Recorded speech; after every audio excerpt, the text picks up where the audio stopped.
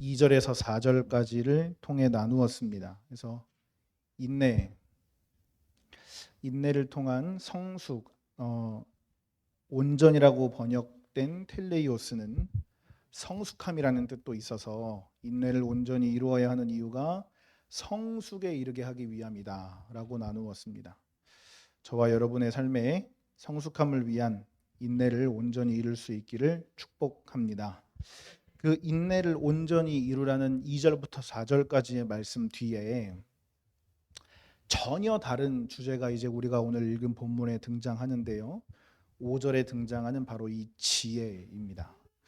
우리 첫 시간에 야고보서의 독자가 1절에 의해 흩어진 12지파, 즉 유대인 중에 예수 그리스도를 믿기 시작한 그리스도인이라고 했습니다. 유대인은 이 지혜라는 말을 딱 들으면요, 유대인에게 이 지혜라는 말을 딱 들으면 어떤 건지 다 알아요. 유대인은 다 알아요. 그런데 우리는 그 지혜라는 말을 딱 들으면 그 지혜가 뭔지 우리는 몰라요.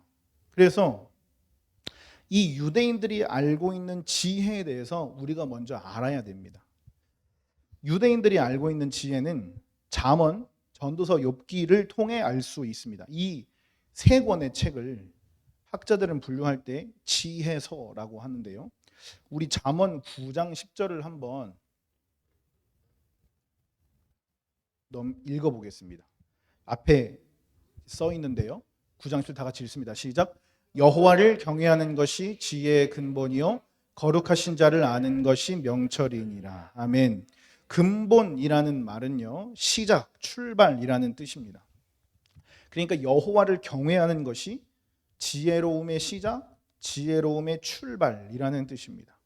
하나님을 두려워함으로 사랑하는 피조물의 자세, 경외가 지혜로움의 출발점이라는 이야기입니다. 경외는 하나님을 하나님으로 바로 인식하고 인정하는 사람의 당연한 자세와 태도입니다. 하나님을 바로 아는 사람은 하나님을 경외할 수밖에 없습니다. 따라서 지혜는 나의 현 주소, 나의 정체성을 바로 아는 것입니다. 하나님을 하나님으로 바로 인식한다면 나를 지으신 하나님이 나를 지으셨고 내가 하나님의 피조물이라는 것을 바로 인식하는 것이죠. 그래서 그 경외가 지혜로움의 1번입니다. 따라서 지혜라는 것은 하나님 앞에 나의 위치를 바로 알고 그에 맞게 행동하는 것까지가 지혜입니다. 나의 정체성을 분명하게 아는 것, 또 그에 맞게 처신하는 것, 이것이 구약적인 지혜입니다. 야고보서의 수신자는 이 지혜에 대한 선이해가 다 있었던 사람들입니다. 그러면 이 지혜라는 것을 우리가 이제 알았으니까 우리 본문 5절을 다 같이 함께 읽어보겠습니다. 시작. 너희 중에 누구든지 지혜가 부족하거든 모든 사람에게 후히 주시고 꾸짖지 아니하시는 하나님께 구하라. 그리하면 주시리라. 아멘. 야고보 사도는 2절부터 4절까지 인내 이야기를 했습니다. 인내에 대해 지혜가 부족하거든 이라는 말을 이제 조금 의역을 해보자면, 너희들이 인내를 해야 될 상황에서 어떻게 인내를 해야 하는지 잘 모르겠다면, 즉 어떻게 그 인내의 상황에서 너희가 어떻게 처신을 해야 하는지를 잘 모르겠다면 이라는 뜻으로 의역을 할 수 있습니다. 얼마나 인내를 해야 하는지, 어떻게 인내를 해야 하는지 잘 모르겠거든 그 인내를 온전히 하게 하시는 하나님께 구하라. 우리 야고보서 5장 11절, 우리 지난번에도 나누었는데요. 야고보서 5장 11절을 함께 읽어보겠습니다. 시작. 보라, 인내하는 자를 우리가 복되다 하나니 너희가 욥의 인내를 들었고 주께서 주신 결말을 보았거니와 주는 가장 자비하시고 긍휼히 여기시는 이시니라. 띄워주세요. 5장 11절을 띄워주세요. 우리가 지난번에 욥의 인내는 욥이 스스로 참은 것이 아니라 하나님이 욥을 통해 참도록 하셨고 하나님이 욥에게 인내를 허락하셨다. 그래서 그 결말을 이룰 수 있었다라고 했습니다.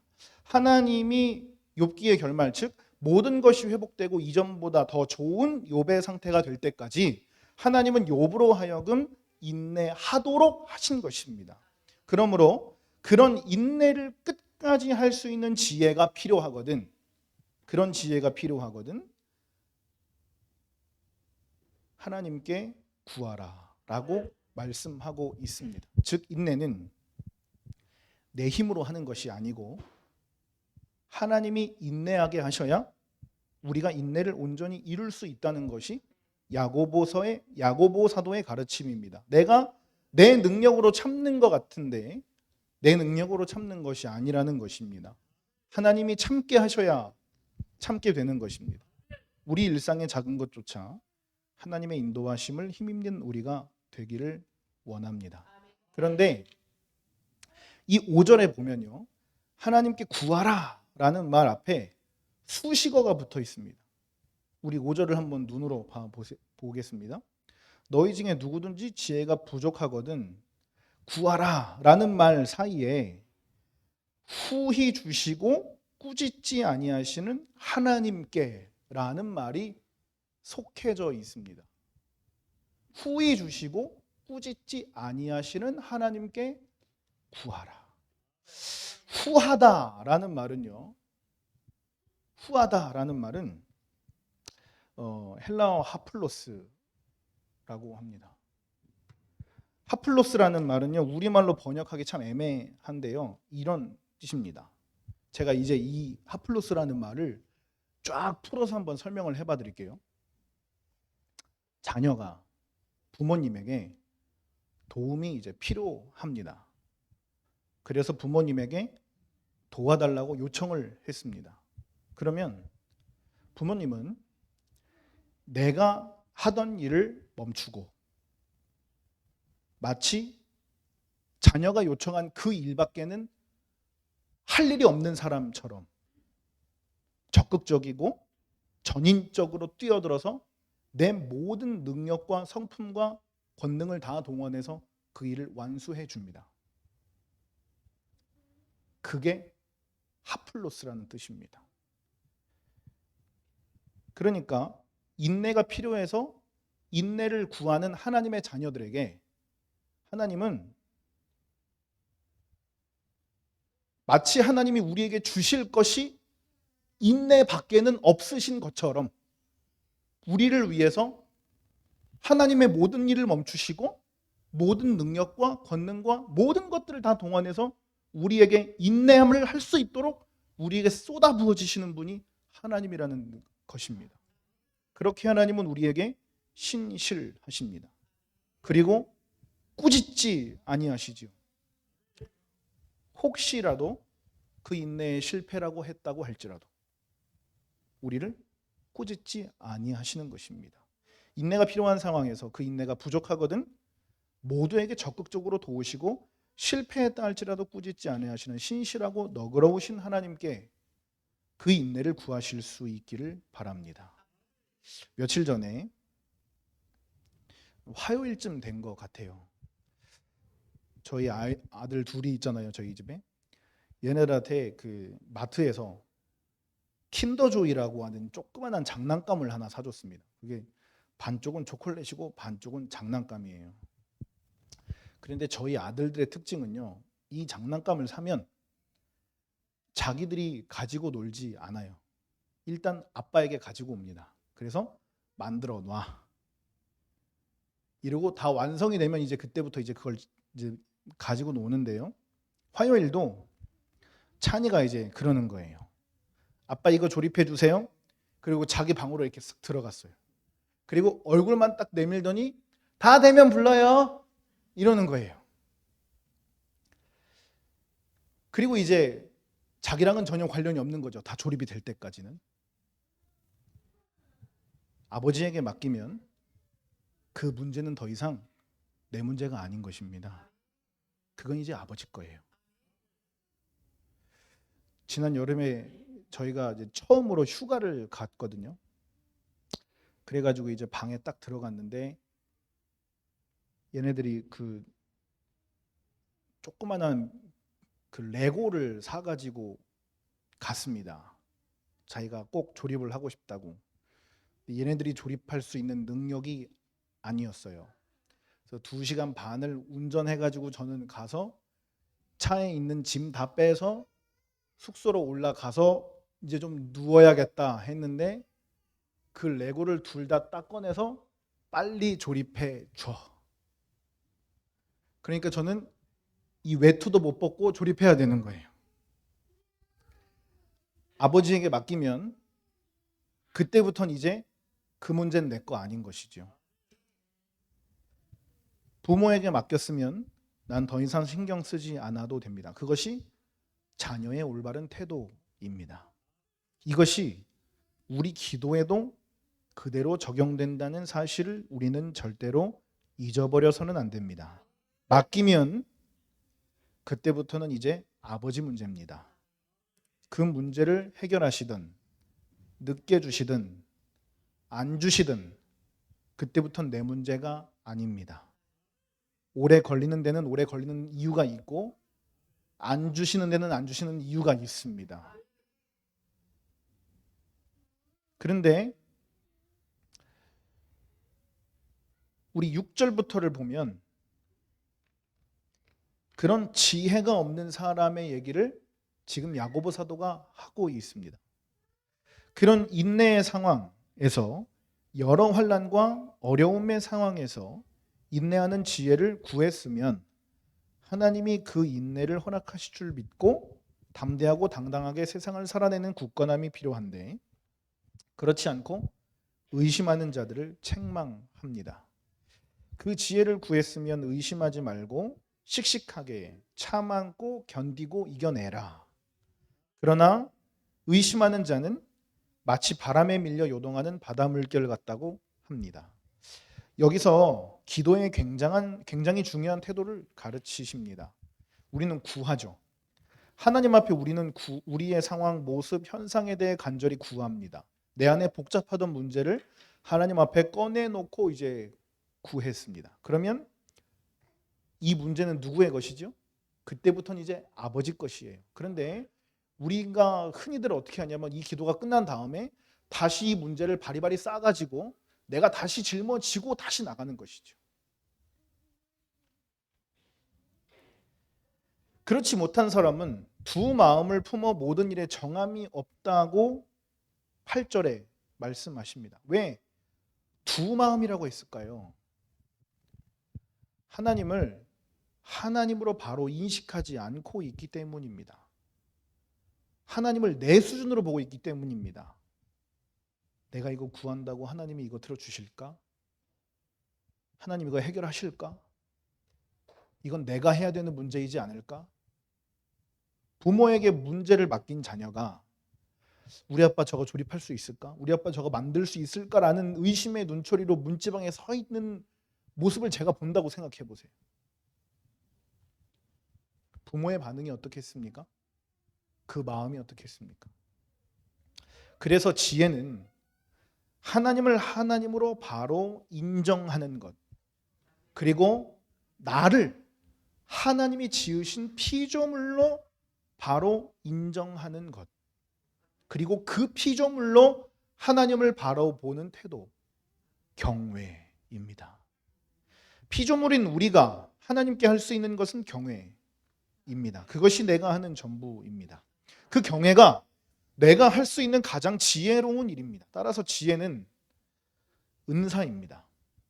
고린도전서 13장을 통해 바울은 지혜가 은사임을 분명하게 밝히고 있습니다.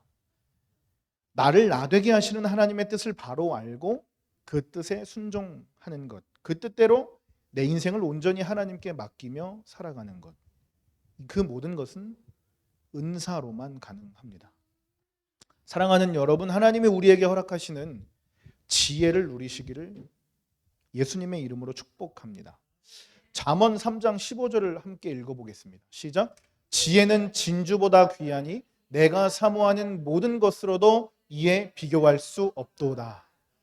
이거를 이제 우리가 쉽게 와닿는 말로 좀 이렇게 바꾸어 번역을 하면 이런 뜻입니다. 지혜는 진주보다도 귀하니 너희가 가지고 있는 모든 것을 팔아서 살지라도 그것과 비교할 수 없다. 이것을 예수님은 천국이라고 하셨습니다.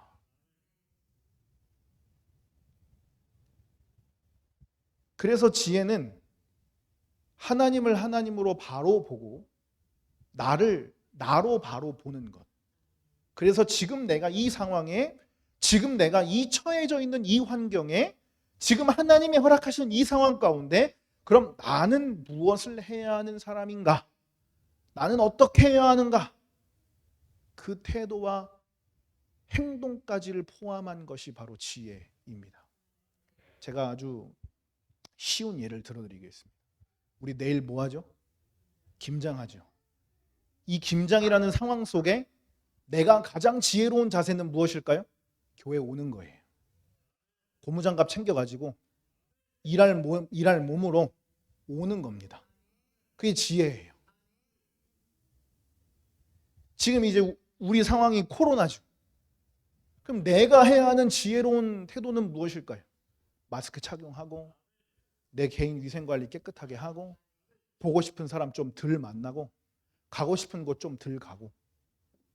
이게 지혜입니다. 그러니까 내가 지금 무엇을 해야 하는 사람인지, 내가 지금 해야 하는 것이 무엇인지를 바로 알고 그에 맞게 행동하는 것이죠. 제가 중고등부 단체 톡방이 있어요. 저희 단체 톡방에 제가 그 사람을 콕 집어가지고 내일 반드시 나와라. 그리고 내가 4명을 집었습니다.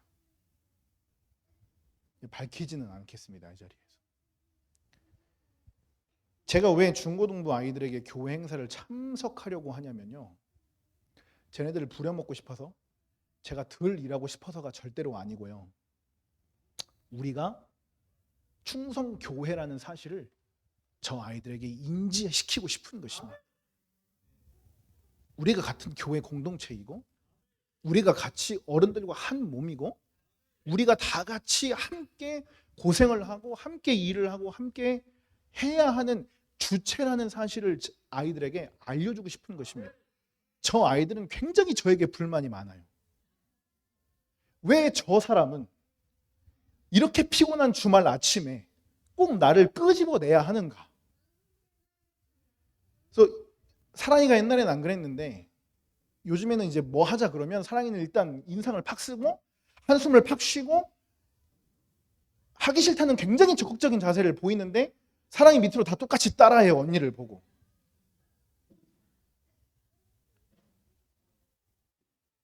근데 제가 그럼에도 불구하고 막 끄집어내갖고 일을 막 시키는 이유는 너희들이 전혀 교회와 상관없이 받아먹는 존재가 아닌, 너희도 어른들과 함께 일을 하고 함께 교회의 아픔을 경험하고 함께 힘듦을 경험해야 하는 너희는 교회의 주체다라는 사실을 제가 몸으로 알려주고 싶은 것입니다. 그래서 너희가 지금 이 상황에, 교회 김장이 놓여있는 이 상황에 너희는 무엇을 해야 하는 사람인지, 가장 지혜로운 게 무엇인지를 몸으로 배우라는 사실을 알리고 싶은 것입니다. 그런데 굉장히 저에게 불만들이 많아요. 제가 이렇게 제 마음을 밝혔음에도 불구하고 분명히 이곳에서 내일 아침에 나타나지 않는 친구들이 분명히 있을 거라고 저는 알고 있습니다. 하지만 괜찮아요. 언젠간 알겠죠. 지혜는 내 앞에 놓인 상황 가운데 내가 해야 하는 행동과 판단과 내가 해야 하는 제스처가 무엇인지를 바로 알고 그대로 행하는 것이 지혜입니다. 야고보 사도는 오늘 본문에 인내의 상황에 놓여있는 이스라엘 성도들에게, 예루살렘 성도들에게 너희가 그 인내가 부족하거든 인내를 온전히 허락하시는 하나님께 구하라고 그 인내의 상황에서 말하고 있습니다만, 지금 우리의 상황은 지금 이 예루살렘 성도들과는 조금은 다릅니다. 물론 인내라는 상황도 많이 포함하고 있습니다. 41번 확진자가 오스카빌사인데요. 우리 상황에 깊숙하게 지금 이 코로나 바이러스라는 것이 들어와 있습니다. 그런 상황에서 우리는 만나고 싶은 사람 좀 덜 만나고, 가고 싶은데 좀 덜 가고, 하고 싶은 거 좀 덜 해야겠죠. 참아야겠죠. 그리고 교회를 향해서 또 믿는 사람들을 향해서 아주 적극적이고 계획적인 무언가를 하고 있는 저들에게도 우리는 합당한 태도를 취해야 할 지혜가 필요합니다. 그리고 지금 이 마지막 때에, 주님이 오실 날이 멀지 않은 이 마지막 때에 우리에게 가장 지혜로운 일이 무엇이겠습니까? 바로 한 영혼이라도 더 주님 앞으로 인도해낼 수 있는 그 믿음의 기동이 필요합니다. 그것을 위해서 우리가 사실 김치 담는 겁니다. 그것을 위해서 우리가 김장하는 겁니다. 한 사람이라도 더, 한 민족이라도 더, 그것을 위해 우리가 땀을 흘리고 수고하고 칼바람을 맞으면서 우리가 배추 절이는 것입니다. 이 지혜에 저와 여러분이 동참하실 수 있기를 예수님의 이름으로 축복합니다. 그리고 우리에게 놓여진 이 수많은 상황 가운데 하나님의 지혜로 이 상황과 환경을 온전히 감당하실 수 있는 저와 여러분이 되기를 예수님의 이름으로 축원합니다. 우리 이 시간 다 같이